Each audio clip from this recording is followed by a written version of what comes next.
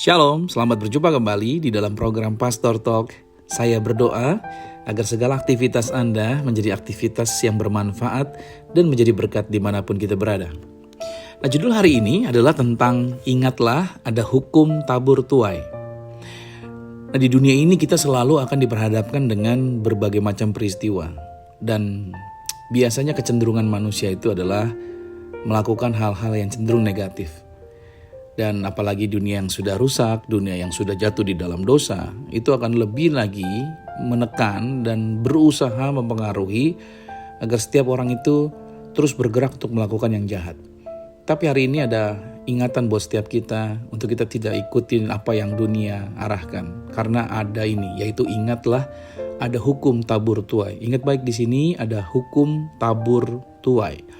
Lihat baik-baik apapun yang terjadi di bawah kolong langit ini, perhatikan deh. Apapun yang dibuat orang, apapun yang orang tabur, mereka akan menuai apa yang telah mereka lakukan. Nah, di sini kita perlu berhati-hati dalam bertindak, dalam melakukan segala sesuatu. Harus tepat, harus sesuai dengan apa yang Tuhan ajarkan. Nah, di dalam Matius 26 ayat 52, maka kata Yesus kepada Petrus, masukkan pedangmu itu kembali ke dalam sarungnya. Sebab barang siapa menggunakan pedang akan binasa oleh pedang. Perhatikan kata-kata ini, bahwa orang yang melakukan sesuatu yang jahat, maka dia akan mati oleh kejahatannya sendiri. Ya, Galatia 6 ayat 7 dan ayat 8 juga berkata, jangan sesat. Tuhan tidak membiarkan dirinya dipermainkan, karena apa yang ditabur orang, itu juga akan dituainya. Sebab barang siapa menabur dalam dagingnya, dia akan menuai kebinasaan dari dagingnya. Tetapi barang siapa menabur dalam roh, dia akan menuai hidup yang kekal dari roh itu. Nah, saudara-saudara, kita hidup ini adalah di dalam hidup ini seperti sebuah ladang. Tahu saudara ladangnya atau taman atau tanah di sekitar rumah saudara. Apa yang kita taburkan di tanah atau di ladang tersebut cepat atau lambat akan tumbuh dan menghasilkan tuaian. Nah, prinsip ini berlaku bagi semua orang, baik orang yang percaya maupun orang yang tidak percaya. Yesus menolak cara kekerasan ketika Petrus menghunus pedang pada saat Yesus akan ditangkap. Yesus sedang mengingatkan bahwa hidup yang diisi dengan kejahatan dan kekerasan, ya pada akhirnya orang tersebut akan menuai atau menghasilkan buah kebinasaan.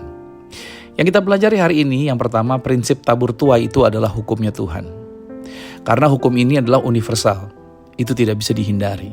Yang namanya taburan dan tuaian, sama seperti seorang petani yang menabur padi, ya dia pasti akan menuai padi, dia tidak akan menuai tanaman yang lain. Demikian juga kehidupan rohani dan kehidupan moral setiap manusia. Apa yang mereka mau taburkan di dalam kehidupan mereka di dunia ini, itulah yang akan mereka tuai. Kalau kita menabur kebaikan, pastilah kita akan menuai damai sejahtera. Jika kita menabur kejahatan, maka kebinasaanlah yang akan dituai. Karena Amsal 22 ayat yang ke-8 berkata, orang yang menabur kecurangan, yaitu adalah orang yang melakukan kejahatan terus-menerus, maka mereka akan menuai bencana dan tongkat amarahnya akan habis binasa. Jadi orang-orang yang mengambil bukan miliknya, mencuri, memperkaya diri dengan segala macam cara yang jahat, ya pada akhirnya mereka juga akan menuai bencana dari apa yang mereka telah lakukan. Yang kedua, pelajaran kita adalah orang yang menabur kejahatan ternyata menjadi budak daripada dosanya sendiri. Kenapa begitu? Ini dia. Karena keinginan untuk terus berbuat jahat itu bukanlah freedom, bukanlah kebebasan, melainkan perbudakan. Setiap perbuatan jahat yang dilakukan oleh seseorang itu merupakan benih yang dia tanam di dalam dirinya sendiri, di dalam hidupnya sendiri. Dan tentunya akhir dari jalan itu adalah kehancuran. Meskipun di awal tampaknya hal-hal itu menyenangkan, ya nggak ada apa-apa kok, nggak terjadi apa-apa kok, sepertinya enak dalam melakukan hal-hal yang tidak tepat, yang tidak baik. Tetapi pada akhirnya itu akan membawa dia kepada kehancuran. Ayub 4 pada ayat yang ke-8 dikatakan, yang telah kulihat ialah bahwa orang yang membajak kejahatan dan menabur kesusahan, orang itu akan menuainya juga. Pelajaran yang ketiga, Kristus memanggil kita untuk menabur kasih, bukan menabur kebencian. Saudara, kita hidup di dunia yang di mana media sosial begitu mudahnya dijangkau. Semua orang bisa menulis apapun, semua orang bisa speech apapun di media sosial. Dan masalahnya di situ kita terhubung dengan perkataan-perkataan yang malahan atau tulisan-tulisan yang menyerang dan menabur atau membuat kebencian di mana-mana. Yesus datang bukan untuk menghukum, saudara. Yesus tidak pernah menakut-nakuti kita. Tapi Yesus datang untuk menyelamatkan setiap kita. Makanya Yesus di dalam teks yang kita bahas hari ini melarang Petrus menggunakan pedang. Karena jalan kekerasan hanya akan menghasilkan kekerasan yang baru. Catat dan garis bawahi. Jalan kekerasan hanya akan menghasilkan kekerasan yang baru. Saudara, kasih itu adalah benih yang bila mana ditabur, kasih itu akan menghasilkan buah roh. Dan buah roh itu yaitu damai, sukacita, kesabaran, kemurahan, kebaikan, kelemah lembutan, penguasaan diri. Anda akan mengalami situasi-situasi yang seperti ini. Dan tidak ada hukum yang menentang daripada buah roh. Matius 5 ayat 44 berkata, kasihilah musuhmu dan berdoalah bagi mereka yang menganiaya kamu. Itu firman Tuhan yang mengatakan. Pelajaran yang keempat, peringatan bagi yang hidup dalam kejahatan. Ini peringatan bagi mereka yang hidup dalam kejahatan. Mungkin orang jahat terlihat berhasil ya. Untuk sementara dia senang, bisa senyum, bisa pergi ke tempat ABC, punya ini, itu, dan lain sebagainya. Tapi dengar baik, waktunya akan tiba.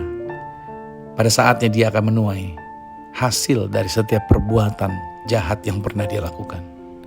Tuhan itu sabar, tetapi Tuhan tidak akan membiarkan kejahatan terus berlangsung, terus berlanjut kejahatan tanpa akibat. Pasti ada akibatnya dari kejahatan yang dibuat orang itu. Dan ingat, yang kita tabur hari ini, itulah yang akan kita hadapi di masa depan. Hosea 8 ayat 7, sebab mereka yang menabur angin, maka mereka akan menuai puting beliung. Dan yang kelima terakhir, aplikasinya bagi hidup kita sekarang, yaitu ini dia. Coba deh, periksa benih apa yang sedang kita tabur setiap hari. Setiap kali kita bangun, kita mulai berpikir apa? Benih apa yang kita tabur setiap hari? Dari kata-kata kita, dari sikap kita, dari tindakan-tindakan kita. Berikutnya langkahnya adalah, bagi hidup kita adalah, janganlah kita tabur dendam. Sedapat-dapatnya saudara. Jangan tabur iri hati, kebencian, dan jangan lagi menabur kejahatan. Ayo kita berhenti, ayo kita bertobat, ayo rubah hidup kita. Ayo jadilah benar, lakukanlah yang benar. Tuhan gak minta kesempurnaan. Yang Tuhan harapkan hanya kemajuan, yang terus bergerak meninggalkan area yang salah. Untuk itu, mari kita lakukan adalah taburkan firman. Ayo ambil firman Tuhan, percaya perkataannya, taburkan firman, taburkan kasih, taburkan pengampunan, taburkan kebaikan.